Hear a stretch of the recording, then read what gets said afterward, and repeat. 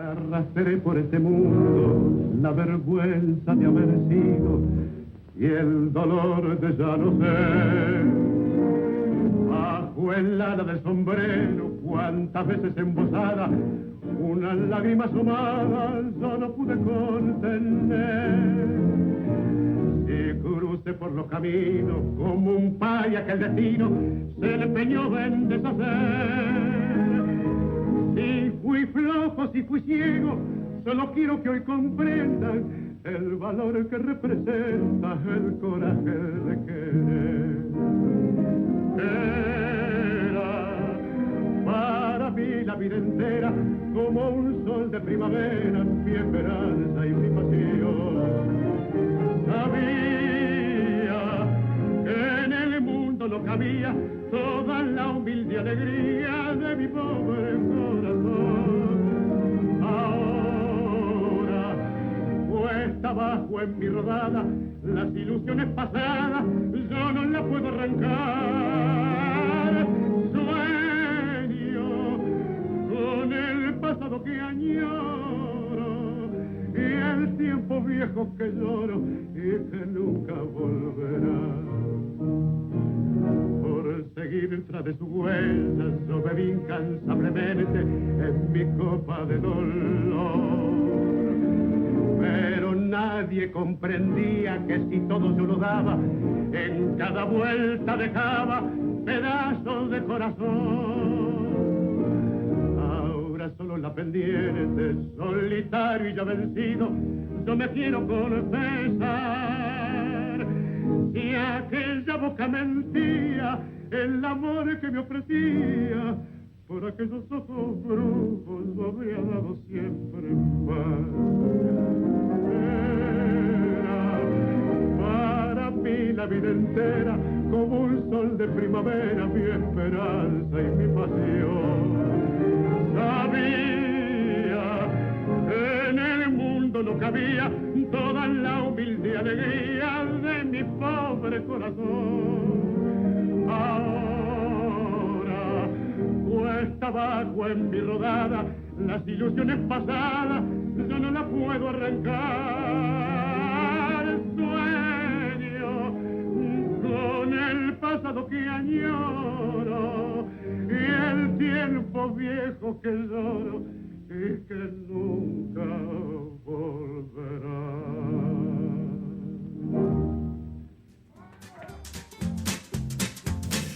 ¿Qué tal, amigos? Qué gusto recibirlos en ayer y hoy. ¿Cómo estás, Fernando? Muy bien, Alfonso, con el gusto de estar contigo en este programa. Y pues escuchábamos la música del famoso Zorzal criollo. Así es. Carlos Gardel. Que siempre canta mejor, ¿no? Sí, dicen que cada vez que se escucha, canta mejor. Así es. Y bueno, pues le enviamos un saludo muy cariñoso a nuestra compañera Elsa Linares.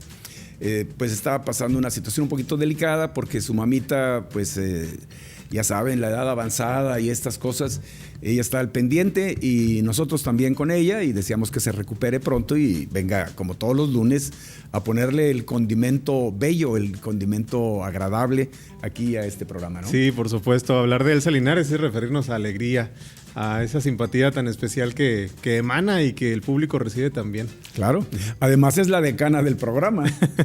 Sí, porque ella está casi desde el inicio del programa. Casi desde el inicio, entiendo que ya andaba por los 13 años haciendo Ayer y Hoy.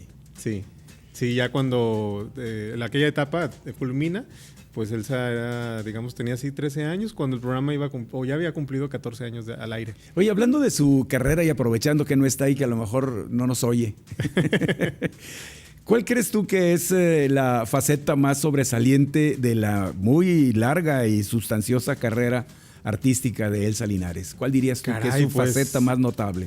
Pues es que tiene varias etapas. Una de ellas es en la Ciudad de México, en donde incursionó como actriz, apareciendo en fotonovelas, pero también la recuerdo aquí en Monterrey, sobre todo en una época, ya la segunda mitad de los años 80, cuando aparece como conductora del programa Órale Primo, que ahí figuró con Ciro Barrera, que pues es un personaje muy, muy representativo de esa música norestense, de la música norteña.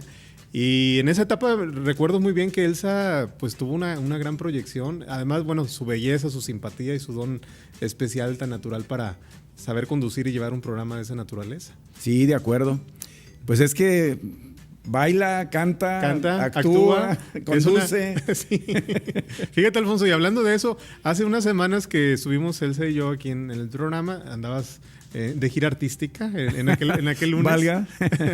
Recordábamos algunas vedettes, porque muchas veces esa palabra, que es de origen francés, claro, se mal utiliza o no está bien empleada, y se refiere precisamente a aquella artista mujer que pues tiene diversas facetas en la cuestión del canto, de la música, del baile, de la actuación. Entonces, pues Elsa es, digamos, entra en esa categoría, bien entendida la palabra vedette. Claro.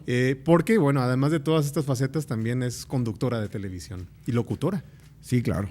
Sí, desde luego locutora también, sí, lo estábamos pasando. Pues le enviamos un saludo muy cariñoso y de veras deseamos de todo corazón que se recupere su mamita y que aquí esté la próxima semana. Primero Dios. Con toda normalidad. Así es. Y bueno, mira, hablando de aniversarios y de fiestas y estas cosas, tenemos que comentar y hacer una invitación porque este próximo viernes, 24 de agosto, sería el aniversario número 96 de un historiador y de un escritor muy importante, dramaturgo. Tú ya has oído hablar de él, Howard Zinn. Sí. Es el escritor del monólogo Marx en el Soho, que ya tenemos casi 3 años representándolo. Y vamos a hacerle una celebración. Howard Zinn falleció en el año 2010, pero su obra ha venido cobrando más importancia por la proyección que tiene básicamente, no tanto como dramaturgo, que ya por sí la tiene ahí, sino porque tiene en su haber escrito el libro de historia más vendido de todos los tiempos en los Estados Unidos. Este libro se conoce como La otra historia de los Estados Unidos, o en inglés, The People's History of the United States. Y es un libro que a todas las personas a las que se lo he recomendado y lo han empezado a leer, se sorprende. Porque el libro empieza con la llegada de Colón a las tierras americanas y desde el principio te hace ver el choque tan brutal que se dio entre dos culturas o dos mundos, dos civilizaciones, dos formas de entender la vida y te deja pensando lo que era ese desarrollo cultural que nos han vendido de la gran Europa. Cuando a los indígenas, a todos los pueblos americanos originarios de estas tierras, pues en un principio se les escatimó un desarrollo cultural, tú sabes, porque no tenían arquitectura monumental o no tenían obras escritas reconocidas, aunque poco a poco se fue viendo que sí había tales muestras y tales obras, ¿no? Sobre todo en Mesoamérica, no tanto en las Antillas, pero sí por acá. Entonces, bueno, este próximo viernes vamos a hacer una función más de Marx en el Soho. Ya estamos haciendo las últimas funciones. Ya habíamos terminado en el 2017, sí, pero en este 2018 son ya 200 años del natalicio de Karl Marx. Y siendo este monólogo tan celebrable por su tono conciliador, por su tono humanista, cómo plantea una salida a estos conflictos entre el neoliberalismo y el capitalismo, que algunos le llaman salvaje y otros le dicen simplemente el dominio del capital por los demás recursos productivos. Bueno, esta obra es una obra muy positiva, muy estimulante, que el gran historiador logró consolidar, y vamos a tener el aniversario de Howard Zinn en una función especial que ya es la 125, fíjate. Entonces, bueno, estamos invitando a nuestros amigos a que nos acompañen en esta celebración, que va a ser en este lugar que se encuentra sobre Lázaro Cárdenas en San Pedro, que pues funciona a ratos como restaurante y también como pista de baile, pero también es un centro cultural muy importante donde se presentan libros, ya se han hecho varias presentaciones teatrales en ese lugar. Y bueno, pues esperamos que nos acompañen. Es el próximo viernes en punto de las 8:30 de la noche. La cuota de recuperación, que no es un costo exagerado, va a estar en 120 pesos. Un costo bastante accesible. Así es, si vemos lo que está costando el teatro aquí en Monterrey, pues creo que está bastante accesible y hay que apoyar al teatro local. En esta ocasión, bueno, le estamos pidiendo para nosotros, pero la verdad es que hay muy buena oferta teatral. Acaba de pasar el Festival de Teatro de Nuevo León y a veces es hasta difícil estar al tanto de todo lo que se estrena y se presenta, ¿no?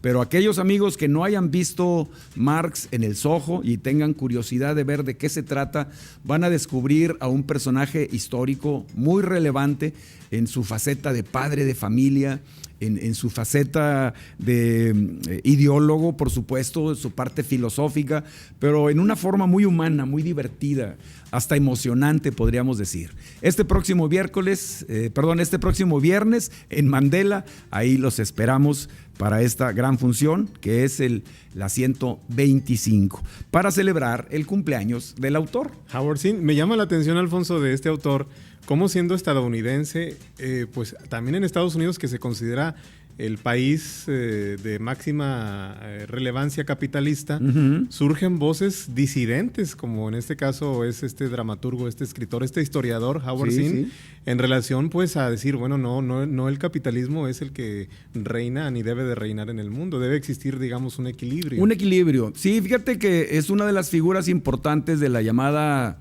izquierda estadounidense, junto con este gran lingüista Noam Chomsky. Sí. Curiosamente ambos radicaban un tiempo en Boston. Ya hacia el final de su carrera, Howard Zinn se retiró a vivir me parece que fue en Tucson, en Arizona.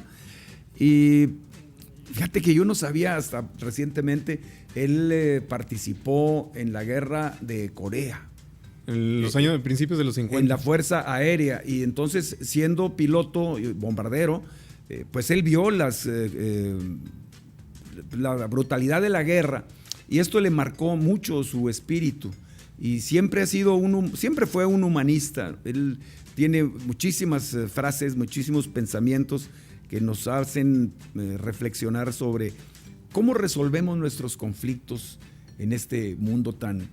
Ya ves, cuando cayó la cortina de hierro, cuando dejó de ser la Guerra Fría, aquel enfrentamiento bipolar, se auguraba hacia la década de los 90 un mundo de más tranquilidad, de más ecuanimidad social, y lo único que pasó fue que se multiplicaron las guerritas étnicas por todos lados. Sí.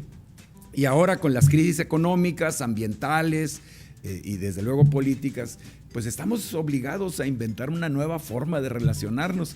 Y Howard Zinn es una de esas voces, también Noam Chomsky lo es, de esas nuevas voces que desde el corazón del capitalismo estadounidense alzan una voz humanista para tratar de equilibrar en algo el mundo. Por supuesto están en las antípodas de alguien como Donald Trump, ¿verdad? Sí, por supuesto, pero no se van por el lado radical, sino también exploran Así es. Cuáles son, digamos, las bondades o lo que ha permeado en otro mundo ajeno a donde ellos nacieron. Así Como en es. este caso es el que vivió Karl Marx. Bueno, porque también vivió un tiempo en Estados Unidos. ¿Marx? Sí. Bueno, trabajó para un periódico en Nueva York, pero nunca vino a América. Estuvo nada más trabajando como corresponsal. Sí, él escribía en un diario de Nueva York que se llamaba Tribuna de Nueva York. Y ahí enviaba sus editoriales primero desde Alemania y luego, bueno, entonces era Prusia y luego desde París. Fueron los lugares donde él radicó, sí, porque luego finalmente tuvo que refugiar en Londres, donde vivió casi 15 años al final de su vida. Que ahí es donde está el Soho. Es donde está el Soho original. Sí. En fin, miren, si no han visto de veras Marx en el Soho, no podemos venderles trama porque desde el principio es como una comedia de enredos. Yo les aseguro que si van, se van a sorprender, además de divertir, este próximo viernes. Pero por lo pronto vamos a una pausa. A una pausa, pero regresamos. Sí, claro. Hay más.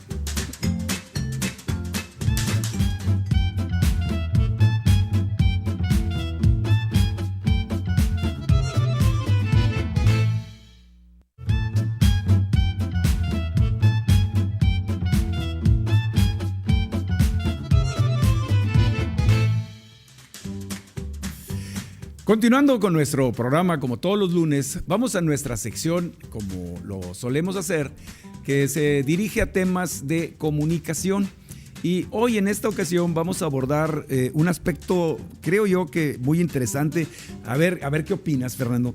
Fíjate que por angas de mi trabajo profesional, no en el teatro, sino en la comunicación, hace poco estuve estudiando algo que se llaman las microexpresiones, que es un término acuñado por un investigador, un psicólogo de origen estadounidense, también ha trabajado en Canadá, de nombre Paul Ekman. Él en un principio empezó sobre la base de que las expresiones en el rostro humano tienen que ver, según lo que él pensaba al principio, con los patrones culturales adquiridos.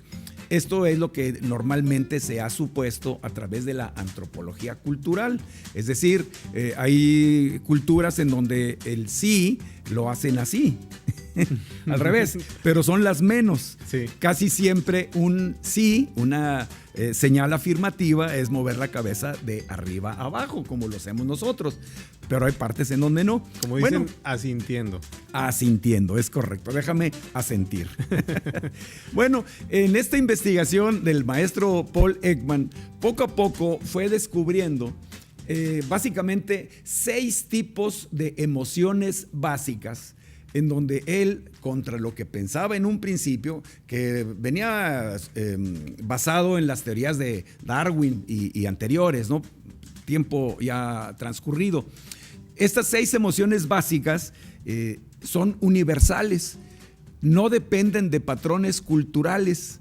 Fíjate que incluso llegaron a hacer experimentos con niños e incluso con bebés ciegos para determinar si este tipo de reacciones se daban o afloraban de manera natural o si era influido por factores externos. ¿Y cuál no sería su sorpresa cuando se pudieron dar cuenta que estas emociones básicas son universales? Y bueno, son la alegría, la sorpresa, el asco, la tristeza, el miedo y la ira. Estas 6 emociones básicas, como te digo, son universales y suelen reflejarse en el rostro de las personas, pero a través de esto, de lo que ha llamado Paul Ekman, las microexpresiones, porque resulta que duran medio segundo o menos. Son rapidísimas. Rapidísimas. Entonces, cuando le dices algo a la persona o cuando la persona se sorprende o se enoja o tiene repugnancia por algo, tiene esta reacción en su rostro que dura fracción de segundos y en ese momento está diciendo la verdad.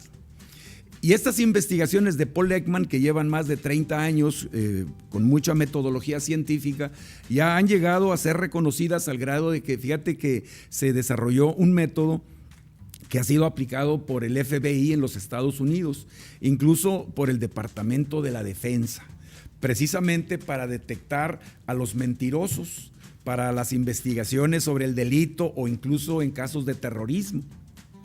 Y esto, por otra parte, bueno, ya sabes tú, siempre aparecen los oportunistas y ahora hay quien habla de una morfopsicología y que el verdadero método de Paul Ekman ya está registrado, ese tipo de cosas.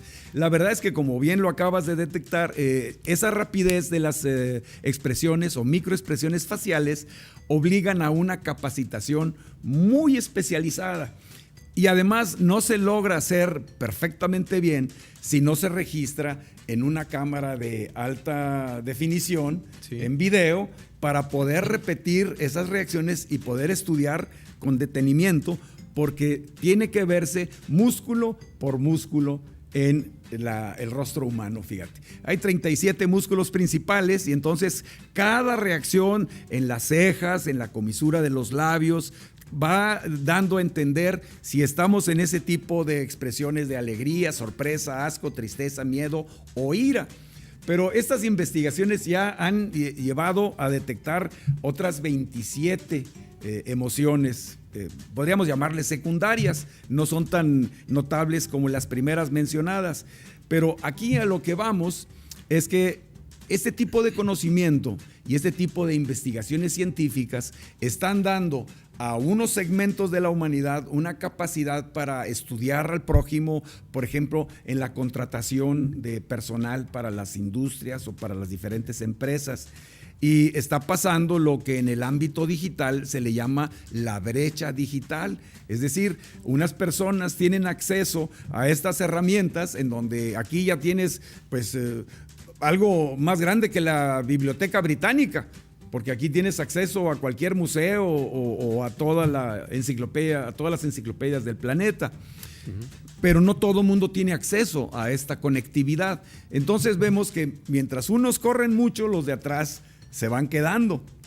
Y todos estos avances de la tecnología en la comunicación, pues sí, están beneficiando a un segmento importante, están aumentando la productividad en el planeta, pero tenemos todavía personas que no logran ni siquiera escribir con una buena ortografía, que no tienen la capacidad de manejar el lenguaje con todas las posibilidades que te da, no nada más el lenguaje, sino el metalenguaje, lo que viene siendo la paralingüística o el lenguaje no verbal, como es el caso de lo que estamos mencionando aquí. Entonces, creo yo que la comunicación es muy importante mantenerla, sobre todo en los medios públicos como este, en un sentido de favorecer el desarrollo cultural de nuestro público televidente, como también en la radio, nuestro público radio escucha o nuestro público lector o internauta.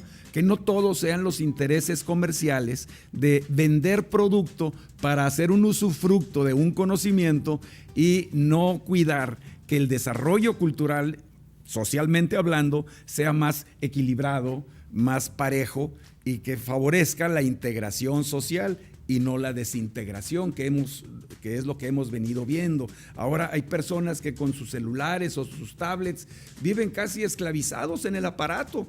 Vemos familias en los restaurantes o en los paseos en donde cada uno está en su aparatito y a veces se comunican a través del mensajero o del WhatsApp porque ya no hablan directamente.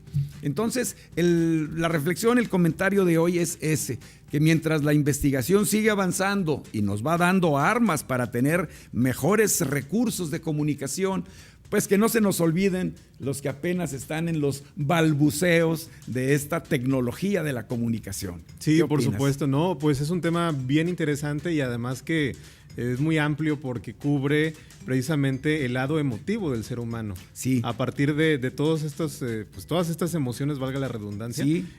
Tristeza, ira, alegría, dicha, etcétera, todo lo que conlleva el estudio de esas microreacciones, como bien has apuntado, en relación a este investigador de origen estadounidense. Sí, Paul Ekman se llama. De hecho, en el YouTube es fácil encontrar algunos videos. Por allá del 2001 hizo un documental con la BBC en colaboración con uno de los miembros de Monty Python, con John Cleese. Hicieron un documento que se llama El rostro humano y es obviamente graciosísimo, pero quieres encontrar una versión en español con alta definición y no, tienes que pagar para poder tener acceso a la información, ¿te fijas? Sí, pues, y eso que bueno, va directamente relacionado a algo que ejercemos todos los días, que Exacto. es la comunicación. Y es muy interesante, Alfonso, hablar precisamente también de esa investigación científica dentro del mundo de la comunicación. Claro. Porque nos vamos mucho, bueno, pues por la cuestión del diálogo, por la cuestión de las reacciones que existen en torno a un debate, por ejemplo, entre personas. Sí, claro. Pero a veces se descuida un poquito la investigación científica porque finalmente la comunicación también es una ciencia. Sí, todo esto que mencionas es verídico. Y fíjate, por ejemplo, cómo dentro de un sector productivo, pues ellos tienen capacitación para técnicas de negociación, técnicas de intermediación, etcétera. Y muchas veces los trabajadores carecen de estos conocimientos, te digas. Entonces, hay mucho que avanzar, hay mucho que decir y por eso aquí los lunes tratamos de hacer pues una modesta aportación de valor sobre cómo hacer que nuestra comunicación cotidiana sea mejor y en beneficio de todos. Así es, Alfonso. Y hablando de comunicación, hay una canción bellísima, bueno, pues de todo un personaje de la música como es Roberto Carlos. Y tiene que ver con la comunicación en base a lo que mencionabas hace un momento, a los detalles. Es correcto. ¿Te parece? ¿La escuchamos? Por supuesto que sí. Y esto te trajese recuerdos míos, la culpa es tuya.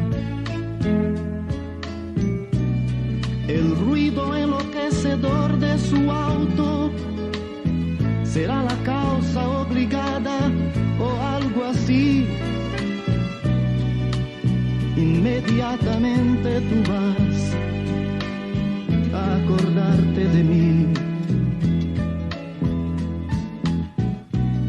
Yo sé que otro debe estar hablando a tu oído, palabras de amor como yo te hablé, mas yo dudo que él tenga tanto amor y hasta la forma de mi decir, y en esa hora tú vas a acordarte de mí.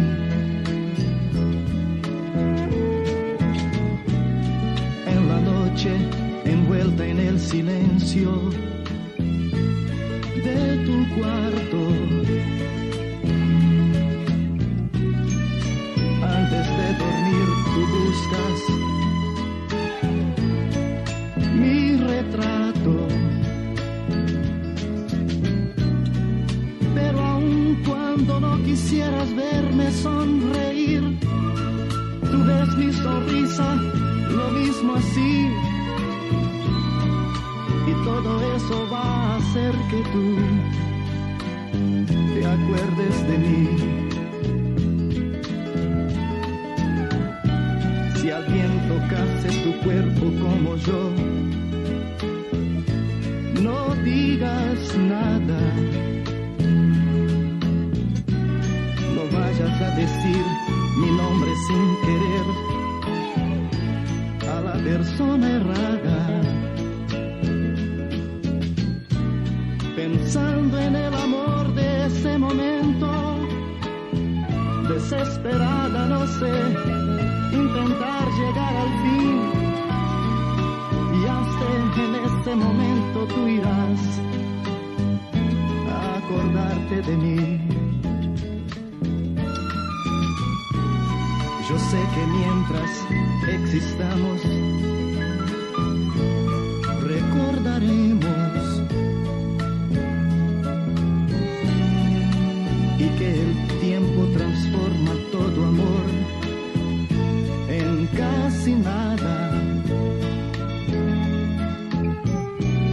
Mas casi yo me olvido de un gran detalle.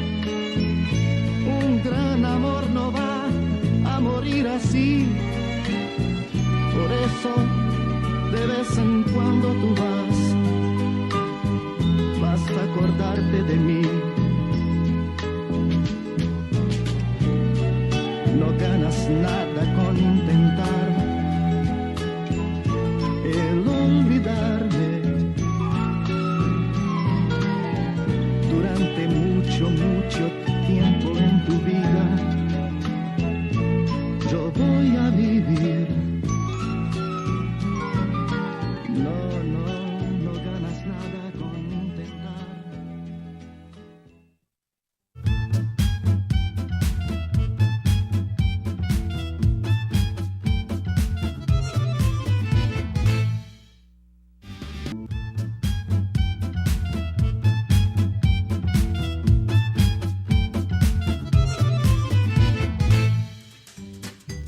Amigos, pues estamos de regreso aquí en su programa Ayer y Hoy, y hace un momento antes de este corte que el maestro Alfonso Teja comentaba en relación a todas estas emociones que se detectan en fracciones de segundo en relación a una investigación científica que llevó a cabo un importante personaje dentro del mundo de la comunicación. Viene a cuento esto porque de la figura de la que hoy les voy a compartir información tiene que ver mucho con las emociones, precisamente en su faceta como actriz y también como impulsora de nuestro cine nacional, de nuestro cine mexicano. Y ella es la actriz Blanca Guerra. Blanca Guerra, que el pasado sábado 18 de agosto, fue homenajeada en el Teatro del Centro de las Artes, que está dentro del Parque Fundidora, con motivo del Festival Internacional de Cine de Monterrey. Ahí estuvo Blanca Sánchez, bueno, aquí estamos apareciendo en pantalla. Hay una fotografía que nos hizo favor de tomar Jessica Mesa, una de las personas que coordinan el festival, y que al momento en que la publiqué, Alfonso, en el Facebook, empezó a tener mucha resonancia. Claro. Esta imagen. Básicamente, por supuesto, en relación a Blanca Guerra, una figura muy admirada, una mujer que ha labrado una trayectoria muy limpia. Yo puedo aplicar ahí el adjetivo impecable, porque a lo largo de más de 40 años en los medios de comunicación, en el cine, en el teatro y en la televisión, ha podido proyectar una imagen de una mujer multifacética, porque lo mismo ha hecho películas de autor, como se le llama a estas películas, que son proyectos muy anhelados por parte de directores que se han dedicado a hacer un cine distinto al cine comercial que se hacía hace algunas décadas. Y también ha figurado Blanca Guerra en películas de corte comercial, películas dirigidas, digamos, para públicos masivos. Es el caso de las historias en donde apareció junto a Vicente Fernández, por ejemplo, o en donde fue pareja de Valentín Trujillo, en aquellas películas de principios de los años 80 que son Perro Callejero. Aquí estamos viendo a Blanca Guerra pues rodeada de un grupo de excelentes actores, una imagen de hace exactamente 40 años que pertenece a la película Estas ruinas que ves. Una comedia muy disfrutable, muy bien hecha por Julián Pastor, el director de la película, pero que está basada en la novela de Jorge Ibargüengoitia, este agudo escritor que ponía pues en la mesa diversos temas como el conservadurismo, las situaciones de hipocresía dentro de la sociedad, y de ello trata la película. De alguna manera está reflejado en todas estas imágenes que ofrece la película de Estas ruinas que ves. Aquí está Blanca Guerra con Rafael Banquels como el rector de la universidad, Pedro Armendáriz Jr., Jorge Patiño, que se ve allá, el señor así peloncito que está atrás de Blanca Guerra, y Roberto Cobo, que también se le conoció como Calambres, y Fernando Luján, que es protagonista de la película Estas ruinas que ves, una producción de Conacine de 1978. Y bueno, fue uno de los grandes éxitos de Blanca Guerra. Incluso ella misma el pasado sábado rememoraba esta película de una manera muy grata. Esta es una película también muy interesante, que es En la trampa. Una historia en donde ella hace pareja con José Alonso en su personaje de corredor de autos, y que ella, bueno, trabaja como oficinista. De alguna manera, ella primero lo observa a él, pero él cree que el que realmente la va cortejando a ella es el hombre, en este caso José Alonso, cuando ella ya le había puesto la mirada desde un edificio en donde vivía en un departamento junto con su madre, Carmen Montejo, en la historia de En la trampa, y en donde se habla mucho de los convencionalismos sociales y de la situación que vive el personaje de José Alonso, quien se desdibuja a partir de que se casa con Blanca Guerra. En un momento más vamos a ver imágenes de esta película, imágenes ya en vivo. Y esta es la película El Cafre, una película pues que fue una producción muy llamativa ya a principios de los años 80, en donde está un reparto multiestelar, una historia tremendista como las que le gustaba hacer al director Gilberto Gascón. Y ahí el personaje principal lo interpreta Joaquín Cordero, quien como trailero debe transportar un cargamento peligroso que le encomienda un científico que es el personaje que es el español Ramiro Oliveros dentro de la película. Ahí Blanca Guerra aparece como la hija rebelde de Joaquín Cordero y de Concha Márquez Piquer en esta historia llamada El Cafre, una película de hace 35 años. Otra de las películas importantes en la trayectoria de Blanca Guerra es Motel, una historia que llamó mucho la atención y obtuvo diversos premios en su época de estreno, porque refleja la situación de una pareja que vive en un motel que está enclavado en una zona boscosa, pero esta pareja ya siente que las ilusiones que los unieron en un principio están diluidas, están perdidas, y sucede un hecho fatídico dentro de la historia, sobre todo en el personaje de Carmelita González, que aparece también en la película, además de Salvador Sánchez, y eso le dio a la película un estilo muy, muy interesante de la época en donde se hacían muchas producciones pues que tenían que ver con traficantes, que tenían que ver con sexicomedia. Motel llamó mucho la atención también por ser una película distinta a la producción habitual de aquella época. Pero Blanca Guerra, como les decía hace un momento, también figura en producciones comerciales como la que estamos viendo aquí en pantalla, que es Cacería Implacable, de estas películas de pistoleros que se filmaron mucho durante la década de los años 80. Aquí está Blanca Guerra en la fotografía superior de la cartulina, junto a Guillermo Herrera, que pues fue un actor secundario y que luego en los años 80 se convirtió en productor de diversas películas en el terreno de la comedia y en el terreno de la acción, como es el caso de Cacería Implacable. Y bueno, pues Blanca Guerra es muy recordada por un grupo de fanáticos de Alejandro Jodorowsky, gracias a su intervención estelar en esta historia que lleva por título Santa Sangre. Alfonso, pues una película que causó furor en su momento de estreno, sobre todo en cineclubes, digamos, no en los circuitos de las grandes salas comerciales. Y de hecho esta película se proyectó al término del homenaje que recibió Blanca Guerra hace apenas 2 días aquí en nuestra ciudad. Un embrujo es también una película interesante que se ubica en la época del cardenismo, cuando era presidente de nuestro país el general Lázaro Cárdenas, y ahí Blanca Guerra hace el personaje de una maestra de quien se enamora un jovencito dentro de esta película, que fue dirigida por Carlos Carrera, este director que pertenece a esta generación interesante que surgió en los años 90 de nuevos cineastas en la industria cinematográfica.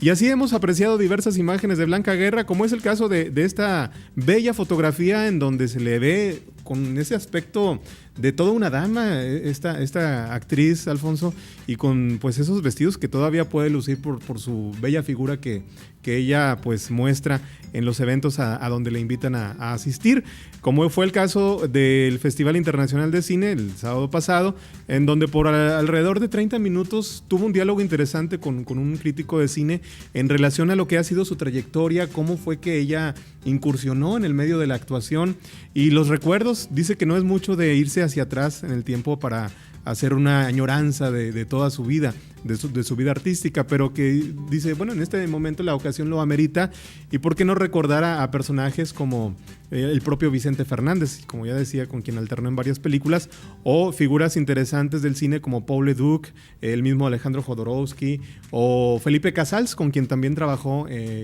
como director y ella como actriz protagónica en alguna película, en una de las películas del género cómico que hizo Felipe Casals, como fue la película Las Siete Cucas. Entonces así se fue desarrollando la plática el pasado sábado, una plática muy amena en donde pues el público presente, que estuvimos presentes allí en el Teatro del Centro de las Artes, disfrutamos de esa calidez en la voz, en la presencia, en la proyección de Blanca Guerra, y el momento emocionante llegó cuando recibió ese cabrito de cristal. Dice, estoy haciendo en teatro en la Ciudad de México la obra de teatro El Zoológico de Cristal. Dice, bueno, pues lo voy a integrar a este zoológico, el cabrito de cristal, gracias al reconocimiento que recibe por parte de los organizadores del Festival Internacional de Cine. Y hace apenas unos momentos me enteraba de una publicación que ella misma hizo en redes sociales, Blanca Guerra, agradeciendo ese gesto por parte de los organizadores del festival y del todo el público, que pues le brindamos un gran aplauso, un muy merecido aplauso a su gran trayectoria, Alfonso. Una mujer sin duda talentosa, que se ha empeñado por llevar una trayectoria siempre muy al margen de los chismes y de los escándalos. Sí. Ha dirigido su trayectoria en base al talento y en base al trabajo constante, a la disciplina. Sí. Sin duda una carrera muy sobria. Yo la recuerdo desde aquellos tiempos de Conacine, cuando pues era una dama joven, pero siempre con esta proyección de gran profesionalismo. Incluso entiendo que es de las actrices que lograba contratarse en las producciones extranjeras. Sí, trabajó en Hollywood, en el cine de Hollywood. Sale en Persecución Inminente como la esposa de uno de los personajes importantes. Estuvo en aquella película del Cavernícola que vino a filmar Ringo Starr a México, ahí en Zacatecas. Ahí también figuró entre muchas producciones. Estamos hablando de que su filmografía abarca más de 100 títulos. 100 títulos. Más de 100 títulos, porque estamos considerando que ella empieza a tener fuerza como actriz ya importante desde la época de los años, finales de los años 70. ¿Cuál dirías que es tu película de Blanca Guerra favorita? Caray, bueno, pues me gusta mucho su personaje en Estas Ruinas que Ves. La de Estas Ruinas que Ves. Sí, fue un mega éxito en aquellos años. Así es. Vamos a un corte, pero precisamente regresamos después del corte recordando a Blanca Guerra en su faceta como actriz en el cine con esta película, Estas Ruinas que Ves. Bien.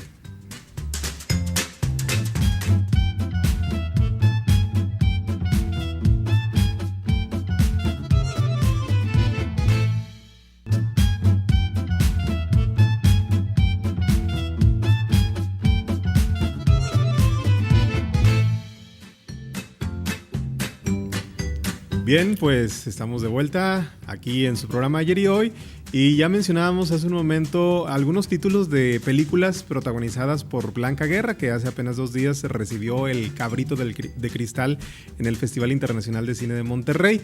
Una de las películas importantes en la trayectoria de esta actriz, pues es Estas ruinas que ves. Esta película, pues que se ambienta en Cuébano, Guanajuato, es donde ocurre la acción de la historia, y en donde llega el personaje de Fernando Luján, que es un maestro de literatura, pues a impartir clases en la universidad de este espacio, y allí al momento de llegar pues empieza a tener interacción con diversos personajes del pueblo, en este caso bueno con el propio rector de la universidad, que es el personaje que hace Rafael Banquels, y con la bella Blanca Guerra, que es el personaje de Gloria dentro de la historia de Estas ruinas que ves.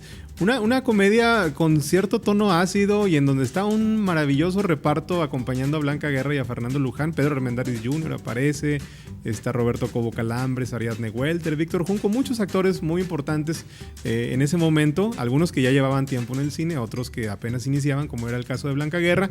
Pero tenemos las imágenes de esta divertida historia, en donde se le ve a ella ese lado sensual, Alfonso, esa imagen de mujer, pues no fatal, porque no es así el personaje, pero sí una mujer, una chava estudiante que subyuga al propio profesor de la historia, pero ella, según la trama de la película y la trama de la novela en la que está inspirada, pues tenía un padecimiento del corazón del cual poca gente sabía. Entonces vemos las imágenes de esta divertida historia dirigida por Julián Pastor, que es Estas ruinas que ves, con la actuación de Blanca Guerra.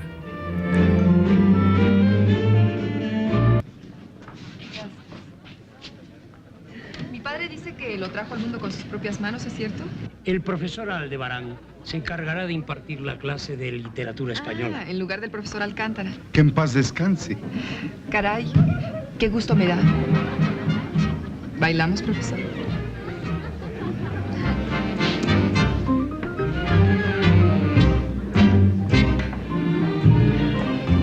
Nunca pensé estar así. ¿Cómo? Así, tan cerca y en sus brazos.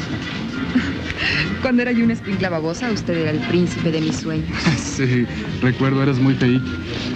Quiero decir, eras una niña. ¿Una niña feíta? Y todavía le sigo pareciendo feíta. No, ahora me pareces verdaderamente impresionante.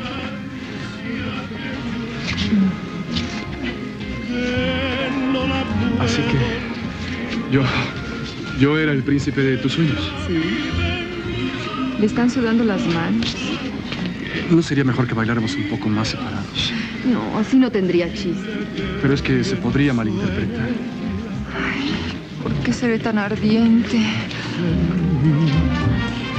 Dile que pienso en ella, aunque no piense en mí. Dándome así.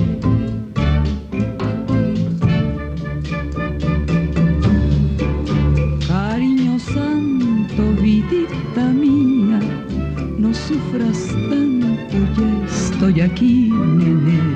Si tú bien sabes que yo te quiero, que solamente soy para ti. Quevedo fue sin duda un hombre con un profundo conocimiento del alma humana. Era pródigo en su talento y no solamente un genio dentro de su siglo, sino uno de los mayores de las letras españolas. ¿Sí? ¿Nos podría decir otra migaja sentenciosa? Sí, claro. Hay varias. En esta, por ejemplo, hace un razonamiento sobre Ovidio. Ovidio dice... Perdón. Amor es un no sé qué. Viene por no sé dónde, envía de no sé quién, engéndrase no sé cómo, conténtase no sé con qué, siéntese no sé cuándo, mata no sé por qué, y finalmente, sin romper las carnes por fuera, nos desangra las entrañas por dentro. Bien, pues ahí veíamos a Fernando Luján, un gran actor, haciendo el personaje de Paco Aldebarán, que era el maestro de literatura española, que se sentía subyugado por esta muchacha a la que había conocido de niña, pero ya cuando la ve mucho tiempo después, pues la encuentra realmente hermosa. Y por eso vienen a cuento muchos de estos versos de Quevedo, dichos en la clase de literatura española dentro de la historia de estas ruinas que ves. Ya. La referencia a Lolita es muy directa, ¿no? Ahí está presente. La novela de Vladimir Nabokov. Sí, en esta historia, pues escrita por una mente brillante en el mundo de la agudeza y de la literatura como es Jorge Ibargüengoitia. Sin duda. Y en ese año, precisamente en 1978, Blanca Guerra participa en otra gran película que de hecho ella comentaba el pasado sábado que es su segunda historia que filma ya en plan estelar, como es En la trampa. Una película muy pues interesante porque se enfoca hacia estos personajes que en el mundo de la rebeldía vivían, como es el caso del personaje de Pepe Alonso, de José Alonso, quien era un corredor de autos que vivía la vida así muy libre y de pronto se encuentra con la muchacha que le llama la atención, Blanca Guerra, pero ella, conforme va transcurriendo los minutos de la trama, lo va introduciendo en un mundo en donde se diluye la imagen de aquel hombre rebelde. Lo va introduciendo en un mundo pues de muchas convenciones sociales, se casan porque la embaraza y a partir de ese momento pues tienen que cohabitar los personajes de los marido y mujer, Pepe Alonso y Blanca Guerra, pero también las mamás de ellos, Gloria Marín y Carmen Montejo, que están geniales dentro de esta trama escrita por Luis Alcoriza. Y bueno, la película fue dirigida por un gran realizador de televisión, pero que también incursionó en el cine como es Raúl Araiza. Disfrutamos la actuación de Blanca Guerra y de Pepe Alonso en La trampa.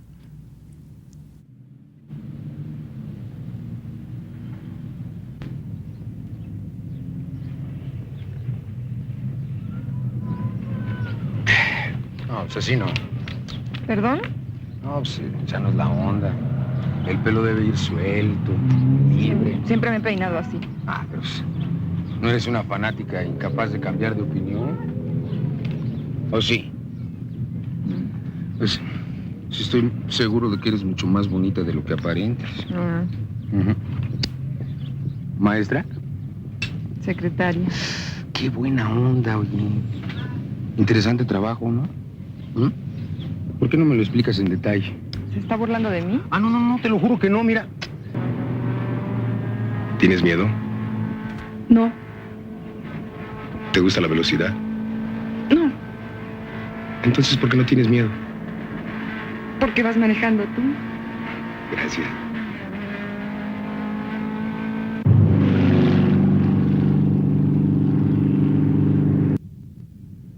Ese amor es un compromiso. Es un reto a esta sociedad que va a plantearles a partir de este momento las tremendas dificultades políticas, sociales, económicas, educativas de este sistema de consumo que nos ahoga a todos.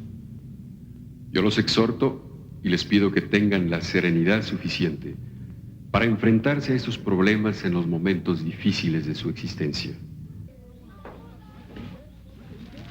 Hola.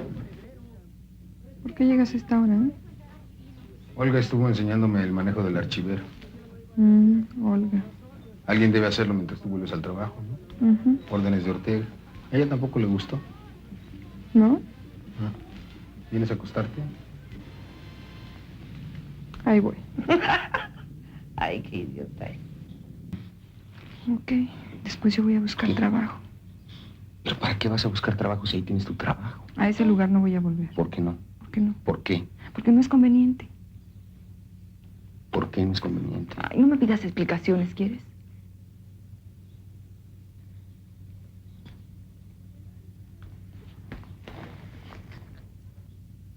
Es por el señor Ortega.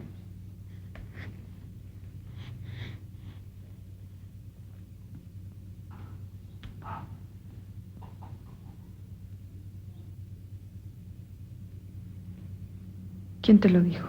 Pues ahí están estas actuaciones de grandes histriones, Alfonso, como son José Alonso, claro. Blanca Guerra, en un cine distinto al que se hacía a nivel comercial en los años 70 y parte de los años 80. Sí, fue el intento de renovación del cine nacional a mediados de los 70s, ¿no? Con Conacine, con, las dos Conacite, 1 y 2, había un intento de hacer un cine más fresco que luego, pues yo creo que terminó también haciendo mucha demagogia, por un lado. Pero sí hubo algunas realizaciones importantes. Muy importantes. Sin duda. Y en ellas estuvo presente, en varias de ellas estuvo presente Blanca Guerra, como acabamos de ver hace un momento, en estas dos producciones, en estas ruinas que ves y en La Trampa. Pues, ¿qué crees? Ya se nos acabó. Se acabó el 20. Amigos, pues ya saben que el reloj no se detiene y hemos cumplido con esta emisión de este lunes. Pero bueno, esperamos encontrarnos los tres el próximo lunes. Primero Dios, así es. ¿Verdad? Así es. Mucho éxito en la presentación de Marx en el Gracias. Soho. Este próximo viernes ahí en Mandela, en Valle Oriente. Pueden encontrarme ahí en el Face. Por ahí vamos a tener algunas promociones. Y por lo pronto, pues de veras, muchas gracias por acompañarnos. Igual para ti, mucho éxito, Fernando. Gracias. Que esté todo bien. Gracias y aquí nos encontramos el siguiente lunes.